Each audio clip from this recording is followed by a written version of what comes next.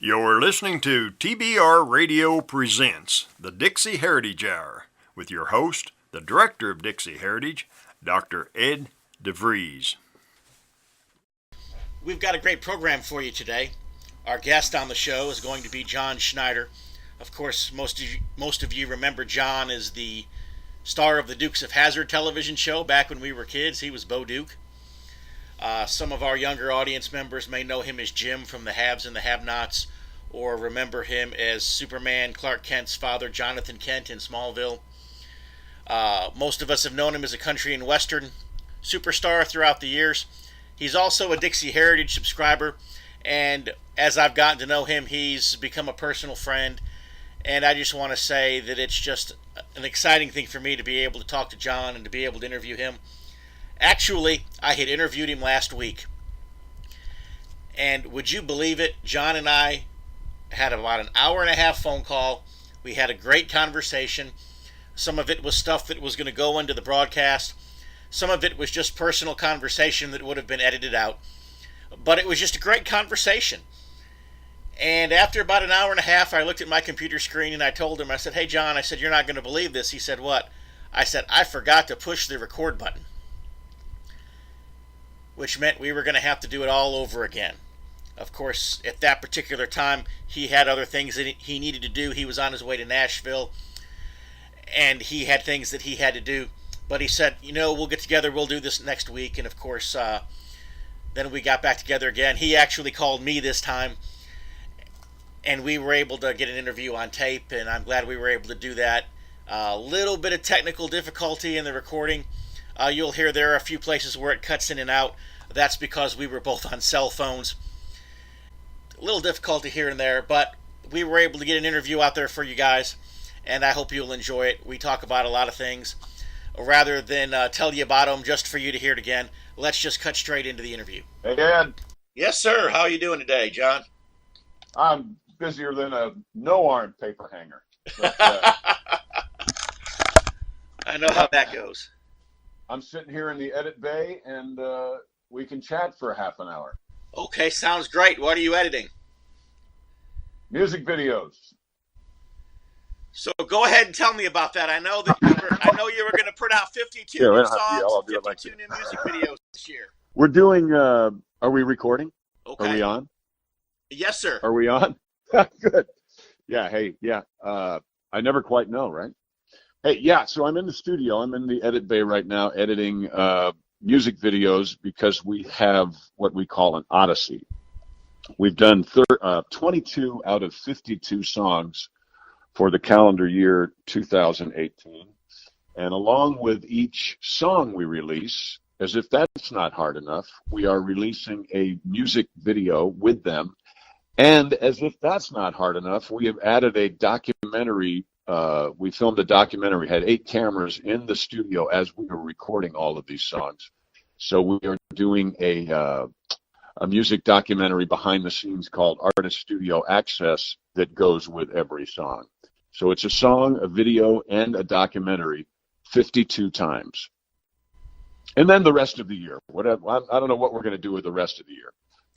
Yeah, I know here a couple weeks ago now, you had re-released the Good Ole Boy song by Waylon Jennings. Yes, but it's by us now, of course. Right. So we did a whole great thing. We had a bunch of people in the recording studio, like John Connolly, like Tanya Tucker, like T. Graham Brown. We had a great time and a wonderful group of people that came in. Bobby Bear even showed up to come in and sing. The Nelson twins, Matthew and Gunnar Nelson, which are Ricky Nelson's, I think grandchildren. We had Heidi Neufeld from Trick Pony. She came in not only to sing but also to play harmonica. She's an amazing harmonica player. So it was great. It was a wonderful time, and all the money that we raised through the sale of that song. There is a video and there is an Artist Studio Access out there, but all the money from the sale of the song goes to Waylon Jennings Diabetes Foundation, which I think is pretty cool. Yeah, that is. And we happen to record it on the first day, November 1st. November is actually Diabetes Month, National Diabetes Month, so we recorded it on the first day of National Diabetes Month. So I'm very proud of that. It turned out great. If you want to buy the song, you have to go through. We have it up on CD Baby. It's everywhere right now. The theme from the Dukes, Good Ole Boy, John Schneider. If you do that, you'll find it. And know that your $2.99 or whatever it costs goes to Waylon Jennings Diabetes Foundation. So it's really pretty cool. I know that it's an awesome sounding song because your agent Alicia had sent me the video a couple of days ago. And so we're going to go ahead and we're going to insert that here, give our listeners a chance to hear it for themselves.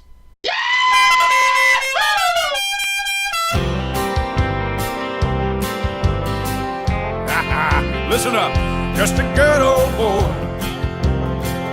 never meaning no harm. Beats all you ever saw, been in trouble with the law since the day they was born. Straightening the curves, riding the hills. Someday the mountain might get them, but the law never will. Making their way, the only way they know how. That's just a little bit more than the law will allow.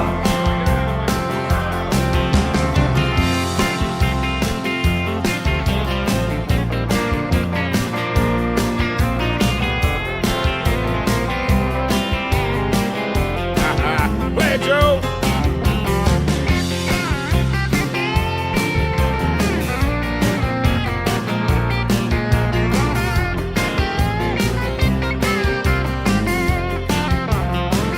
Just two good old boys, couldn't change if they could.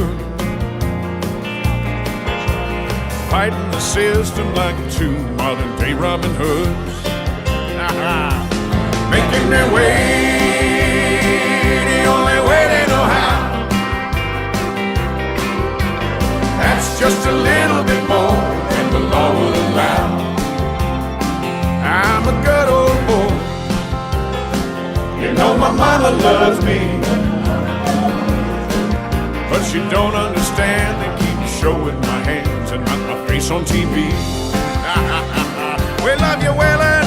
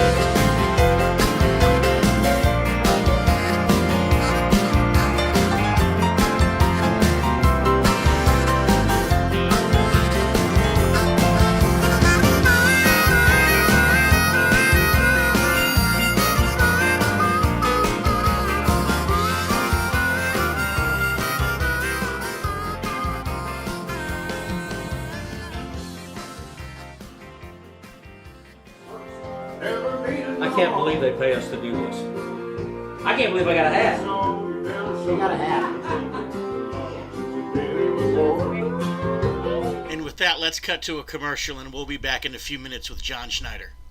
God Bless America Again conference is coming to Ocala, Florida, January 26th and 27th. Starts at noon each day at the Southeast Livestock Pavilion, 2282 Northeast Jacksonville Road. It's going to be a time of prayer, praise, and testimony and some of the best in Christian gospel music. Everyone's invited. Tickets, you don't need no ticket. It's a free event. Call 352-250-1771 for more information.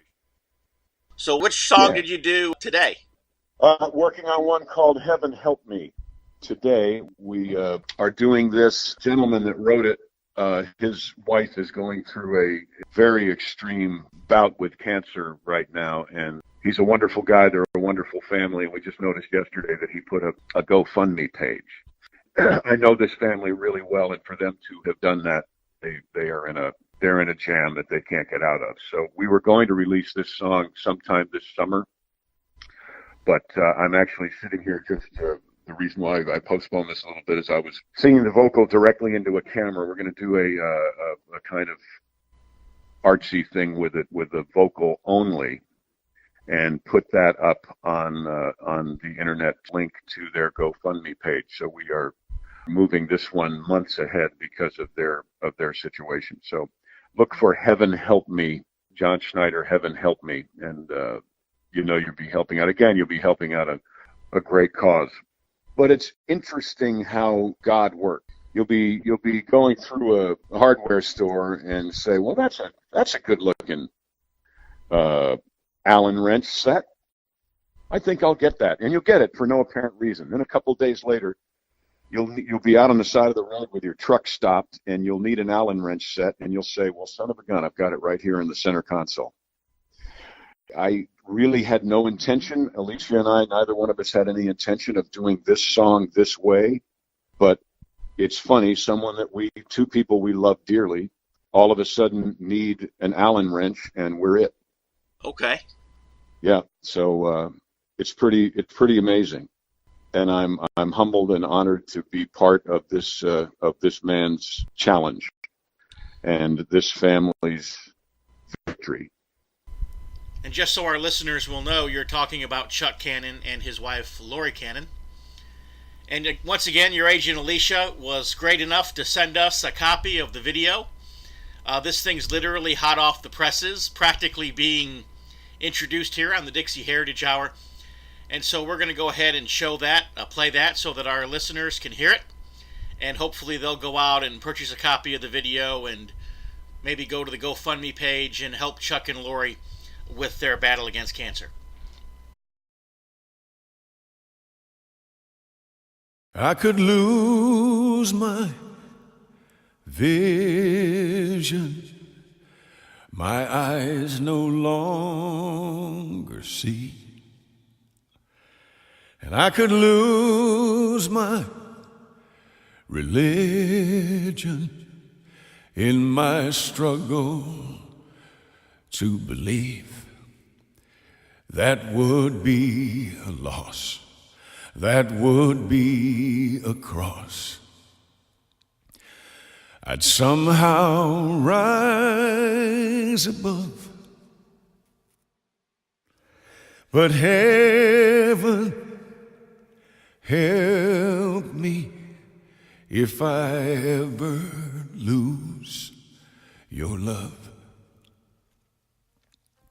I have traded my innocence for the secrets of the night.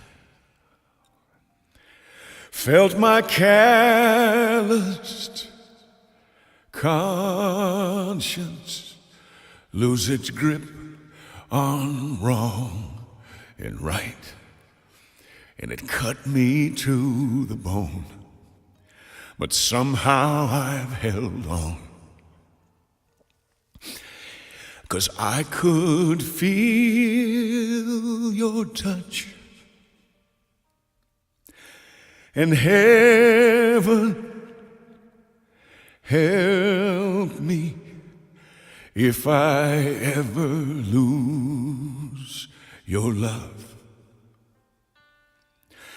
You are the one light that shines on me. Without your love, God knows where I'd be.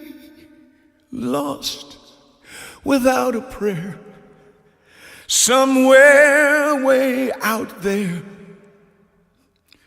my soul would turn to dust,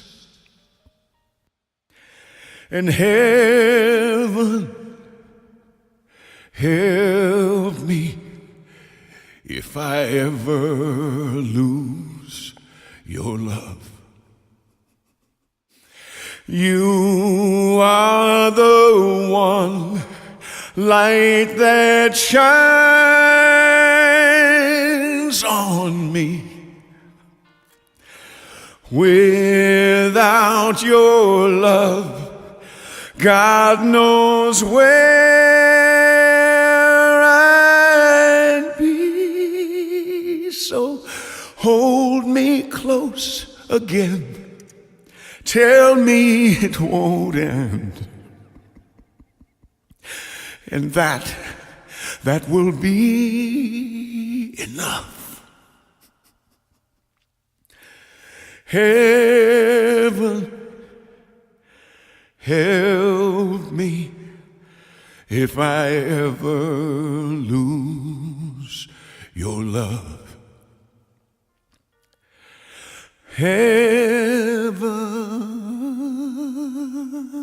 help me if I ever lose your love.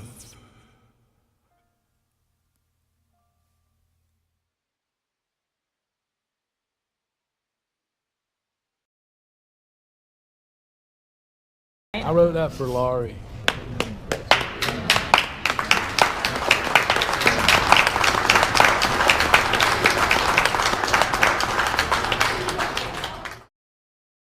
We're going to pray for Lori and that these videos and the GoFundMe page help her to raise the funds that she needs for her cancer treatment, and to just pray that those treatments will be successful for her.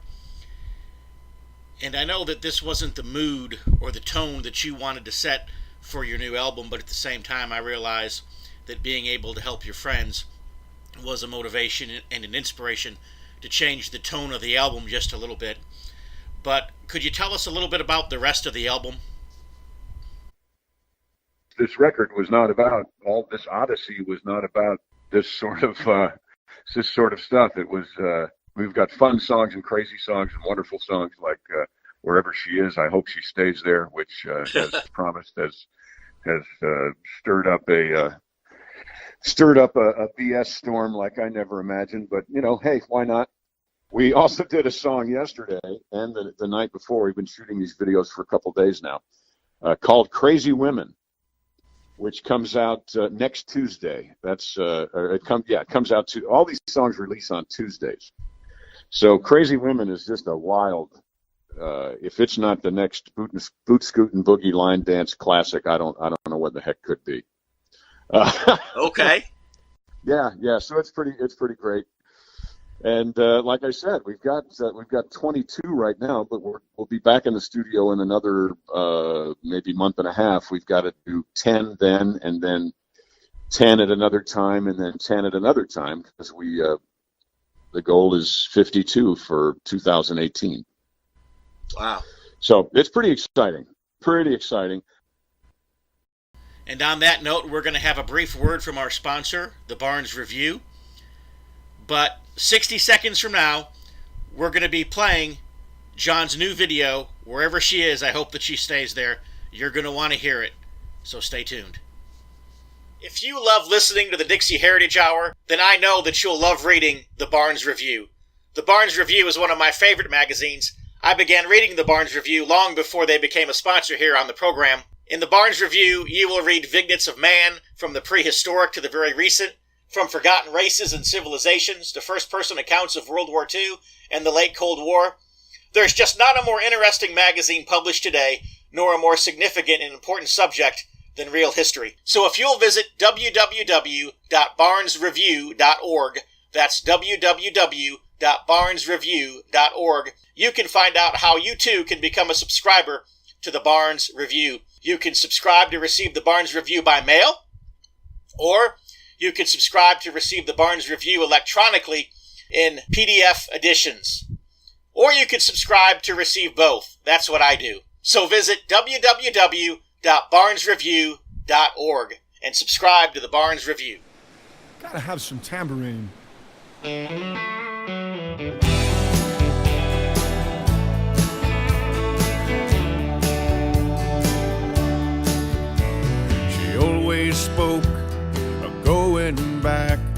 Texas. But then again, she sure did like Key West. Well, heaven only knows where my ex is, but at least she's giving my poor old heart some rest. Wherever she is, I hope she stays there. Whoever she's with, he's welcome to my nightmare. It sure is nice, paradise without her in my hair. Wherever she is, I hope she stays there.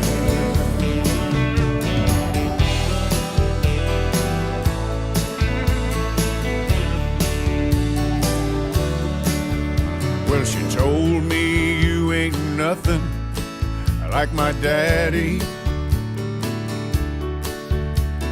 Told me how to dress and how to drive. She told me you don't kiss like my old boyfriend. But my favorite thing she ever told me was goodbye. Wherever she is, I hope she stays there. Whoever she's with, he's welcome to my nightmare. It sure is nice, it's paradise without her in my hair. Wherever she is, I hope she stays there.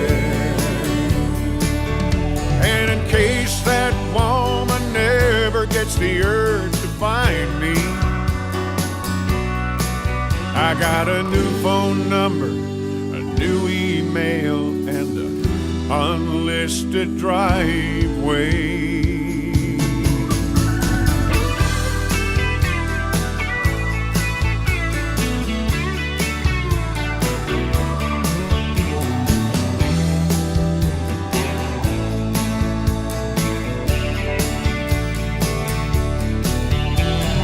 Timbuktu, Kalamazoo, Malibu, I don't care. Wherever she is, I hope she stays there. And girl, if you're listening somewhere, please stay there.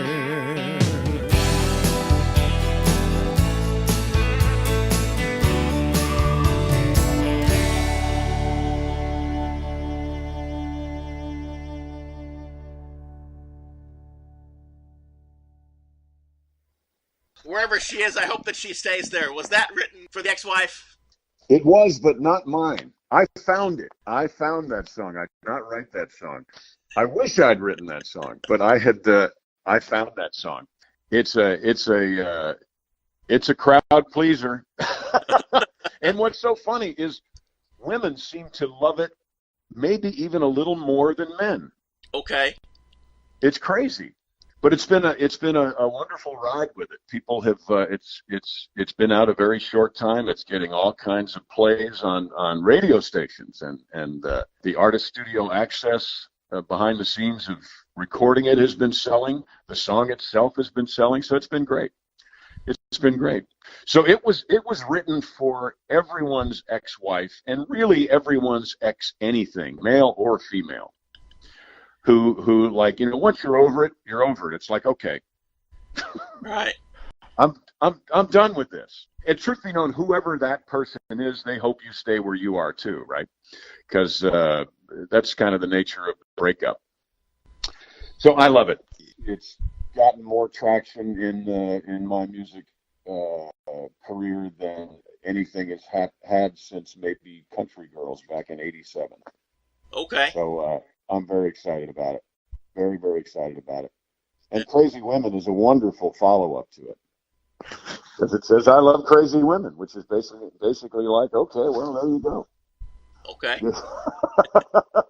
You can't blame anybody but yourself, dude. Yep. So, so it's great fun. Great fun. I know you stay busy, that's for sure. Every time I text you or call you or talk to you, it seems like you're always off doing some great new project, and so it's exciting to be able to hear about them. And before we start to talk about the Dukes of Hazzard and some of the old stuff, is there anything else new that's going on? Of course, the Haves and Have-Nots is back on the air. So that started last Tuesday, on the day that wherever she is, I hope she stays there, released. So it's wild and crazy. And I played the Ryman since we last spoke. I played the Ryman, and we had a listening party, and so it's been quite a wonderful life with only one glitch in it. Are you still making progress on your variety show, Yee Haw? Oh yeah, we're doing another episode toward the end of February. We do another episode, and that is we're starring a amazing guitar player, singer, songwriter named Tom Bresh. He is from Merle Travis family. He's part of my history because Johnny Cash cut a song on the Dukes of Hazzard album some almost 40 years ago called The General Lee, and Tom Bresh wrote that song. So I've been aware of Tom Bresh for a long time. He played on this new Odyssey we're doing, and love him to death. He's going to come out and be the guest star on Yee Haw. So tell us a little bit about Yee Haw. I know you had said it's kind of kind of inspired by the old Hee Haw show, kind of inspired by Carol Burnett. Yeah, it's a combination of the Carol Burnett Show because we have some skits like Harvey Korman and Tim Conway. We have skits like that. We have, of course, nobody has skits like that. They were the funniest thing since Jack Benny. We have skits. We have some political satire, of course, which is kind of the Rowan and Martin laugh-in element to our show. And we have a cane field and a bus stop and a Venetian blind window that we open up and tell knock-knock jokes, and an outhouse that we open the door and tell jokes and then slam the door in our face while you're sitting there in the outhouse. And that's our Hee Haw element. So we call it Yee Haw, and we do it in front of a live audience in the barn here at the studio, but we also film it. Done 2 episodes so far, and a third one is coming up, and as soon as summer rolls around, it's more of a summertime show. Once summer rolls around, we're going to start releasing that also on our Vimeo. Cost, I don't know, $4.99, $5-6, I don't know, to watch an episode of Yee Haw. First guest was Lulu Roman from Hee Haw. Second guest was none other than Ruth Buzzy from Rowan and Martin's Laugh-In. And our third guest, as I said, is Tom Bresh. So it's going to be great fun. And I'm the host. I'm kind of Buck Owens and Roy Clark rolled into one in this show. Can you pick your guitar as fast as Roy Clark could pick his banjo? No chance. Roy Clark is one amazing guitar player, still kicking, still picking, still one of the best players out there. He's an amazing guy. John, Roy, did you know that a manufacturer just recalled my new car? You're kidding. What was wrong with it? Oh, some guy at the factory made a terrible mistake. What was that? He put in some parts that would outlast the warranty. No!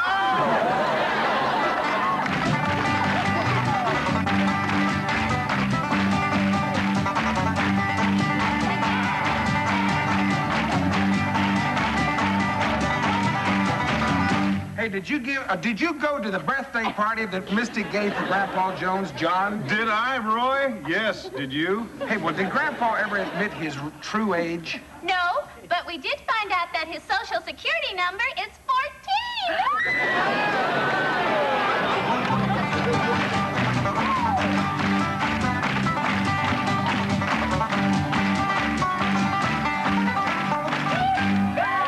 Well, I got a great idea for weight control problem. You buy one of those new metric scales. That way you won't have any idea what you weigh. Ever. Empty. Oh, it's you, Hammerhead. What is it? What is it? What is it this time? Mr. Clark, something terrible is just about to happen. I was peeping in at room 406, peeping through that transom in there, and I seen a thief down in there in that room. A thief? Yes, sir, Bob can't tell. He's packing one of our towels in his suitcase, and he's a-getting ready to check her out. Oh, it's not one of our good ones. It's our best one. The one that says Holiday Inn on it. You know, Mike, I'm sick and tired of my old man bad-mouthing the way I look. I don't look that bad, do I? Oh, I'd lay to tell you the truth. You look like $1 million to me. Oh, Mike, shoot. You ain't never seen $1 million. Well, you're right. You look like something I ain't never seen before. If you're like me, and I'll bet you are because you're listening to the Dixie Heritage Hour, you like to be on the cutting edge of honest news and accurate information.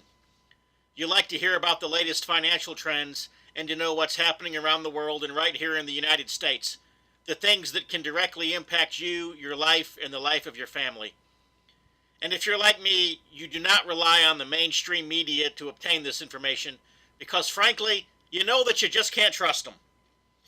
Fortunately, there is an alternative news outlet with a long-established track record for honesty and integrity, and that is the American Free Press. AFP is the preeminent alternative, independent news source for honest, hard-working, truth-loving Americans. AFP is the antithesis of the controlled, lamestream media. AFP is employee-owned and has been so since its founding.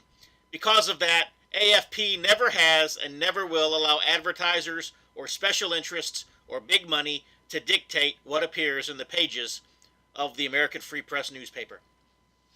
26 times a year, the American Free Press newspaper can be delivered to your door, packed with the kind of uncensored news that I know you're going to appreciate. AFP covers the stories and tells the truth that the lamestream media is frankly scared to touch. And AFP offers real, on-the-scene reporting and commentary, the likes of which you will never see in the Washington Post, the New York Times, ABC, NBC, CBS, CNN, or just about any other lamestream news source that you can think of. That's right, there's only one national populist news weekly staffed by an unsurpassed team of veteran investigative journalists who will dare to rip the veil off of many of the major news stories that are being censored and suppressed by the big money controlled media monopoly. And that's the American Free Press. AFP publishes exciting, in-depth, uncensored news and information that's grassroots and patriotic, information that Americans need to know in order to combat the growing police state. AFP stands firmly against the New World Order and against those who are working to establish a global plantation under the rule of a powerful few. In short, AFP is your voice. If you have any doubt why they want to silence AFP, you must be relying on the lamestream media for your news. And folks, that's a big mistake. If you're ever dissatisfied with your subscription to the American Free Press, their guarantee is that you just drop them an email and they will gladly refund the unused portion of your subscription. So what are you waiting for? Visit www.americanfreepress.net. Once again, www.americanfreepress.net. And find out about the American Free Press. Do it today. So you'd mentioned it had been 40 years since the Dukes of Hazzard. Kind of humbling to be able to say that. Yeah. But it's true. Yeah. Which means that I was 5 years old the first time the Dukes of Hazzard came on TV. Yeah, thanks a lot, pal. Yeah, and I was only 18. I mean, I wasn't like I was 40 or anything, but still. Well, you want to know what my wife told me the other day? What? My wife told me the other day that you were her first crush. Well, there you go. Put that in your pipe and smoke it. Yeah. And she saw your video, the remake of the Good Ole Boy video the other day. Yeah. And she told me that. She said he can still be a crush. Well, good. Tell her to watch wherever she is. I hope she stays there. I think she's going to like that. So yesterday you had a movie hit the theater, Alien Intrusion movie, hit the theaters yesterday. I did. How about that? I hope that's doing well. What I want to do right now is I want to play the trailer to the Alien Intrusion movie. And let me just say, John, this is a movie that I'm really, really looking forward to seeing in the theater. In the trailer, I noticed Guy Malone was featured in the trailer as one of the people who is interviewed in the movie. Guy Malone's kind of an interesting character. When I was the pastor of Mountain View Baptist Church in Roswell, New Mexico, I met Guy Malone and his wife. We met in a coffee shop, of all places, there in Roswell, and we struck up a conversation. And at that time, he was a radio host on Coast to Coast Radio. And so I knew who he was, and so when I met him in the coffee shop, we started talking and had a nice conversation. And he and his wife ended up coming to church the next Wednesday night and then the next Sunday. And then the two of them became a couple that I found myself entertaining in my home quite frequently. Then I moved to Florida. Then Guy moved to Florida. And, of course, now Guy's moved back to New Mexico, but we still stay in touch, and he's been a good friend for the last several years now. And so it was kind of neat to see that the two of you were making a movie together. Anyways, let's show the trailer. Tens of millions of people have seen UFOs. Many even recall personal encounters with strange entities. And the popular view is that these are advanced aliens visiting us from far, far away.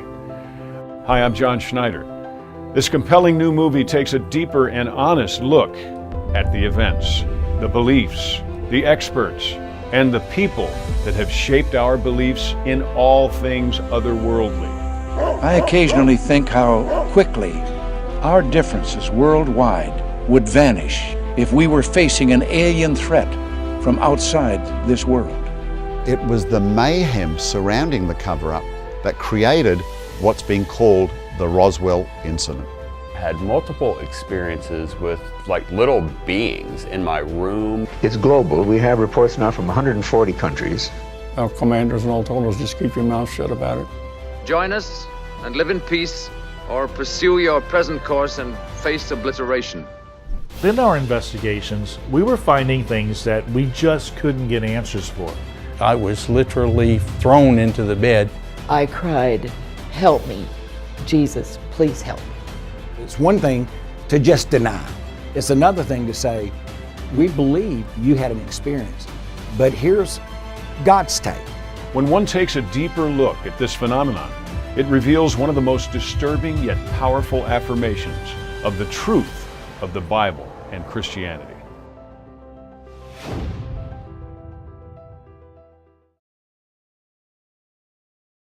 I'm going to be very disappointed if UFOs turn out to be nothing more than visitors from another planet, because I think they could be something much more interesting. Now that was an interesting time too. I've always been a fan of when I was a kid, back before you were born. There was a guy named, I think it was Von Däniken, Chariots of the Gods, unexplained things. I like those mysterious Area 51 concepts or thoughts, points to ponder, if you will. And when these folks approached me about this particular thing, I read it and I thought, that's fascinating. Because it doesn't say, here's the truth, you've got to believe this. It says, hey, have you considered this? Have you considered this information? And I think anytime you consider new information, you're actually expanding your ability to understand what you've already assimilated. How about that? Right. That's not something you thought Bo Duke was going to say this morning. Huh? All these years later, like you said, it's 40 years since the Dukes of Hazzard, and yet you're still Bo Duke. Well, only to a certain demographic, honestly. Okay. Yeah, because there's 4 million people a week that watch the haves and have-nots. So certainly to them, while that show is on, I'm not Bo Duke. Okay. But right? personality-wise, do you think that Bo Duke actually became a part of your personality, or? Well, of course not. John Schneider became a part of Bo Duke's personality. Okay. Come on now. Okay. I guess I could say this because, he was somebody who I had a friendly relationship with, and two, he's dead now. Adam West, I think, literally became Batman. And I don't know that was always a good thing, but sometimes it was. So I guess I don't know. Adam, I knew Adam pretty well too, and Adam always talked that way. I don't think he ever sounded different. Right? I mean, he has a meter. Adam had a meter, like William Shatner has a meter that you can't deny. So Captain Kirk sounds like William Shatner, not the other way around.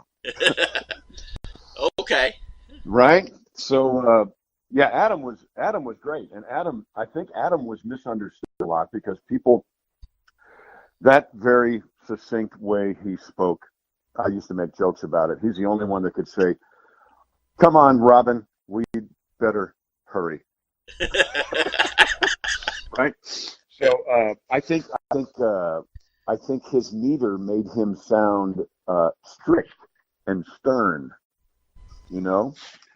But I found him to be delightful and fun, and in great shape until he passed away. Wasn't that good? Yeah. Well, you want to hear a crazy story?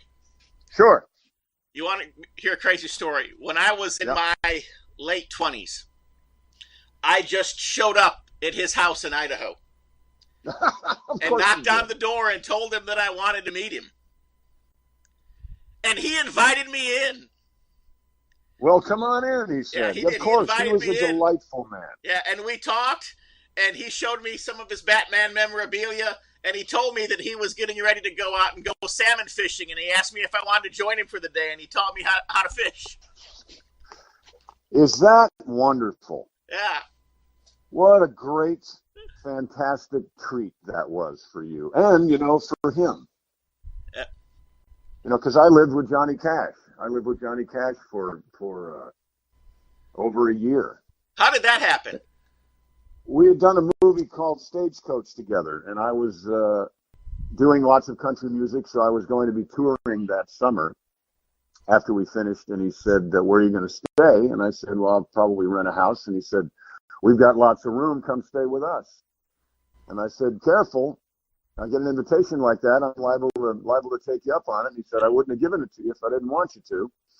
So I lived with John and June for the rest of that year, and then a little bit of the next year.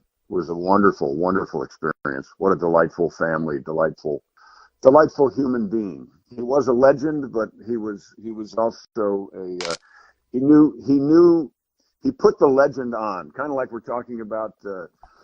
Shatner didn't become Captain Kirk. Captain Kirk became Shatner, and Adam didn't become Batman. It was the other way around. Well, Johnny Cash knew when he was on stage he had to be Johnny Cash, but he was not that off stage. He was funny guy, goofy even, which is really, I think, quite wonderful. And I was a fan of his always. We used to watch. My grandmother and I used to watch. Hello, I'm Johnny Cash. So I was a big fan of his throughout my growing up. I think probably the first song I ever learned was Boy Named Sue. So, which was, I think, the original country rap song. Okay. But yeah, so I know absolutely that John enjoyed our friendship as much as I enjoyed our friendship. And I'm quite certain that Adam enjoyed his friendship with you as much as you enjoyed your friendship with him. And I think that's wonderful. So tell me a little bit about Johnny Cash. You know, you said that he was totally different. What kind of an impact, I'm assuming that had to have some kind of an impact on your life, I guess. Tell me a little bit about that. Well, Johnny Cash was, safe to say, Johnny Cash was the first, and one of very few still, Christians that I knew that was every bit as much a rough and calloused man as he was a Christian. There seems to be he didn't go around pretending or trying to be nicer than Jesus. Okay. You know, he was held together, I used to say, by his love of Jesus and his fear of June. And by fear, I mean fear of disappointing her. There's a tendency for people to try to be nice Christians. Oh, how are you? Oh, I'm just so fine, praise God. Well, you know what? You have a mortgage and you have children, so probably you're not really all that just fine. So if you've got an issue, let's talk about it. How are you? Well, you know, today I'm really aggravated. I'm praying about it, but it's not working. Right. So, you know, so let's pray about it. Maybe the two of us can pray this thing out because I just want to strangle somebody right now. That was Johnny Cash, which was so refreshing and such a wonderful role model. So that's really what I took away from my friendship. My love of Johnny Cash was that you could be an entertainer, you could be a man, you could be a husband, you could be a Christian, you could be a father, you could be all those things, but you never ever had to pretend that you were someone or something that you weren't at any given moment. Okay, that's so Johnny Cash was just a very real person then. Absolutely. Completely real, honest, wonderful guy. And I got to say it again, goofy. Okay. You know, I read, this was several years ago now, I read Johnny Cash's autobiography. I was on a vacation, I was on a cruise ship, and it was just happened to be the book that I picked up and took with me to read on vacation. Yeah. And which was the Man in Black, or did you read? He has another wonderful book called The Man in White, which is The Man in White by the Man in Black. It's a first person. He wrote it in first person about the experience of the conversion of the Apostle Paul. If you've not read that book, check it out. It's astonishing. Okay, I will. I know it was The Man in Black, I believe, that I read. And, you know, I knew that Johnny Cash had claimed to be a Christian when I read that book. And, of course, I knew different gospel recordings and things that he had done through the years. But when I read that book, I remember thinking, I was about halfway through it, and I remember thinking to myself that this book could only be written by somebody who the Holy Spirit of God indwelled. Oh, yeah. Well, you could feel and he it. wasn't trying to write a Christian book, but I could just tell by reading the book that this man was a lot deeper and more profound in his Christianity than anybody would probably ever suspect or give him credit for. Oh, yeah. Well, he had a lot of time to think about it. I mean, think about the life of somebody like Johnny Cash. There's a tendency to sequester yourself away just for self-preservation. Yep. Because every minute of every day with everyone other than those who really love you and who really know you is an interview. Every moment, every waking moment is an interview, and you don't want that. You just want to be.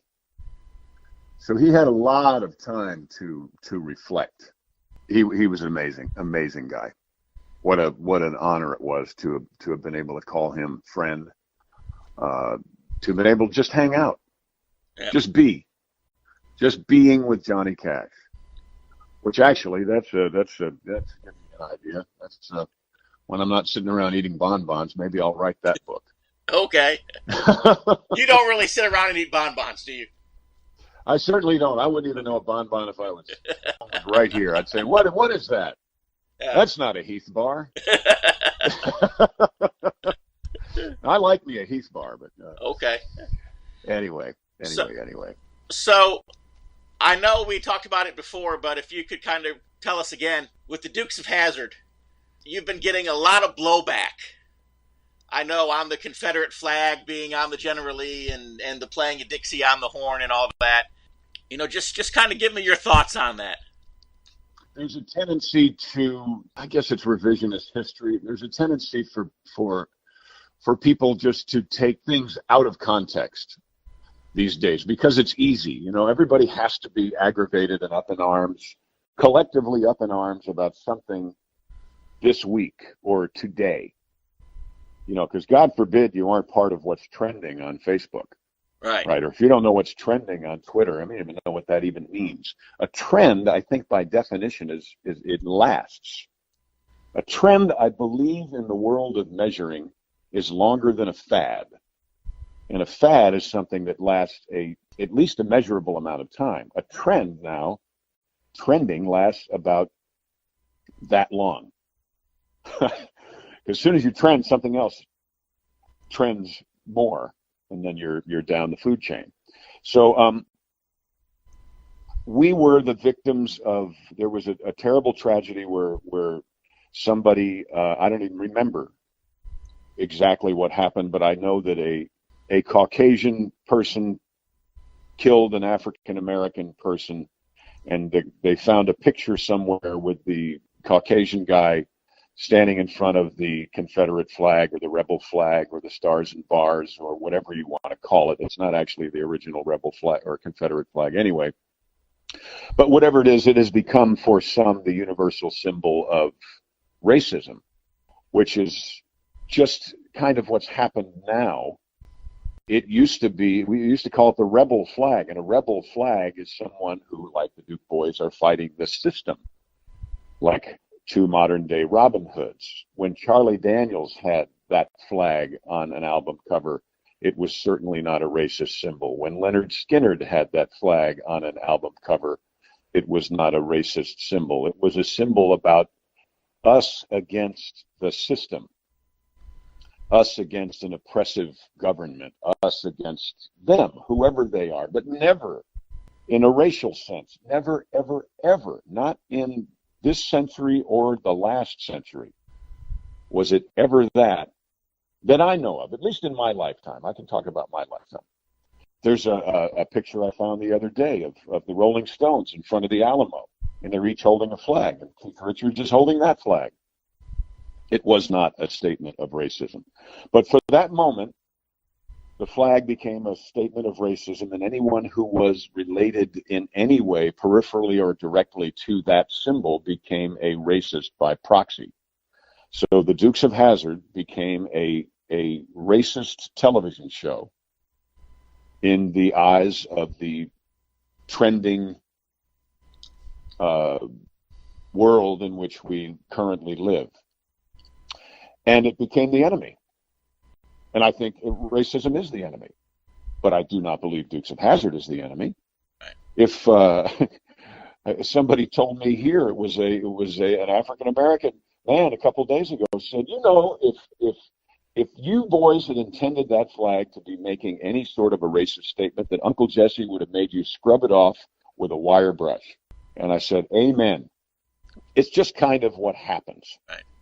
I mean, knowing the characters, I mean, I'm sure that filming a television show for as many hours as you did, you got to know a little something about the character of Bo Duke and probably even the character of Luke Duke and Uncle Jesse and Daisy and all the rest.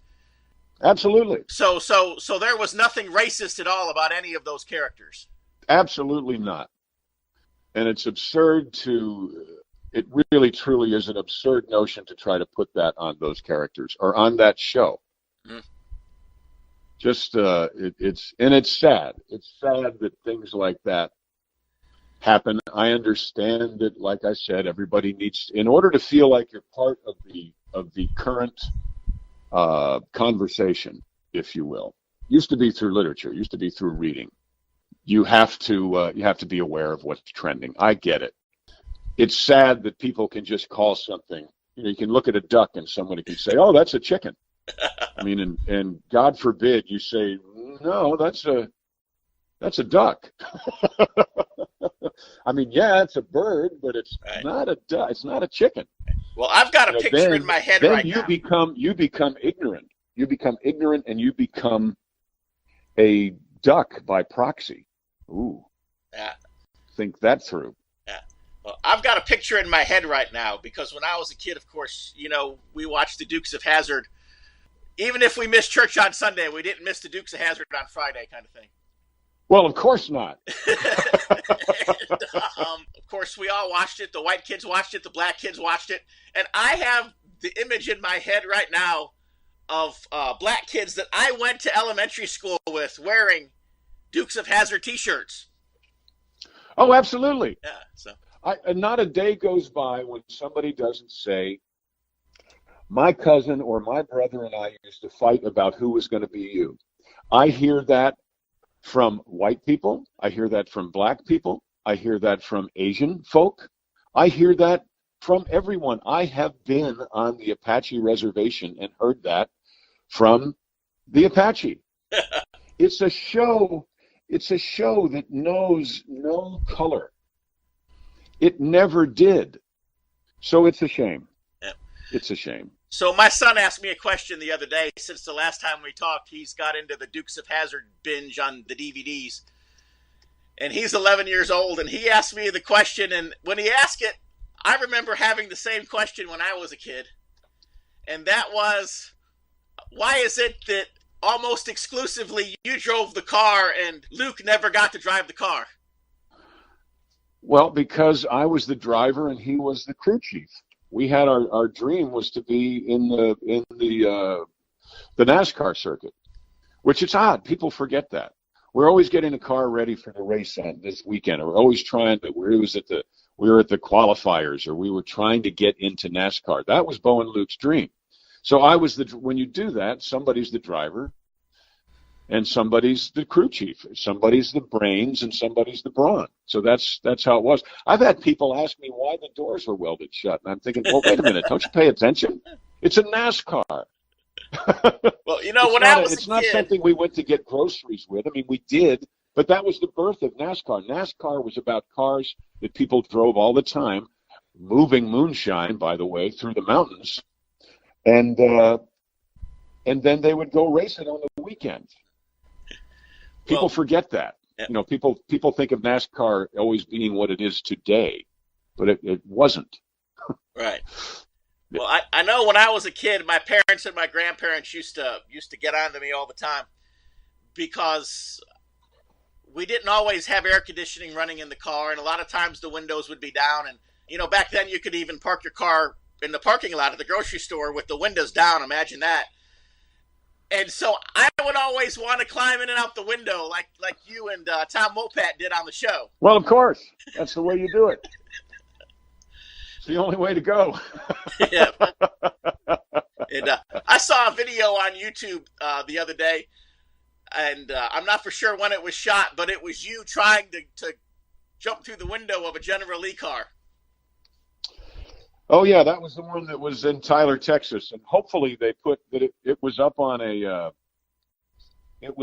rack, like, so it was about a foot higher than it should have been. Did I make it, or was it tough? You did about the fifth or sixth try, and I do remember it was up on a lift. So yeah, that did add about a foot. Yeah. Hey, listen, I have got to run. It's 10:06, and that means I'm 6 minutes late for what I was supposed to do at 10 o'clock. Okay, sorry about that, but I do appreciate. That's okay. I enjoy talking to you, though. It's great. Yes, sir, and definitely want to keep up with all the stuff that you're doing. Could you leave us with a quick invitation to Bo's birthday bash? You betcha. Hey, this is John Schneider. We've got the most fun happening here in April for my birthday. That is April 7th and 8th, right here in Holden, Louisiana. We're doing a thing called Bo's Extravaganza. There's going to be food. There's going to be music. There's going to be a car show. There's going to be stuff for the kids. There's going to be stunts. And I'm thinking about actually jumping a car myself. You don't want to miss that because it could be the first and last time I ever do it. So check it out, Bo's Extravaganza. Go online to johnschneiderstudios.com. Get yourself a ticket. Come on out and have a great time. All right. Thank you, John. God bless you. Thank you, my friend. Take care. Bye. Bye. Well, that was our interview with John Schneider, and I really enjoyed doing that, and I hope you enjoyed it as well. Our broadcast is just about to come to a close, but before it does, what I'd like to do is I would like to encourage you to go to John Schneider's website, look at his store, see some of the videos and some of the CDs that he's got there, some of the Dukes of Hazzard merchandise. You can see some of the movies that have been produced there at John Schneider Studios. They're all very affordably priced. I think the most expensive DVD on the website is $4.99. So John's just trying to get some good family-friendly films out there for people. And so take advantage of that. Go to the GoFundMe page and, go look at the video again. I know all the proceeds to the new Dukes of Hazzard song go to the Waylon Jennings Diabetes Foundation, a great charity. And we're happy to promote it and support it here today. So do that. And then go to the Dixie Heritage website, www.dixieheritage.net. www.dixieheritage.net.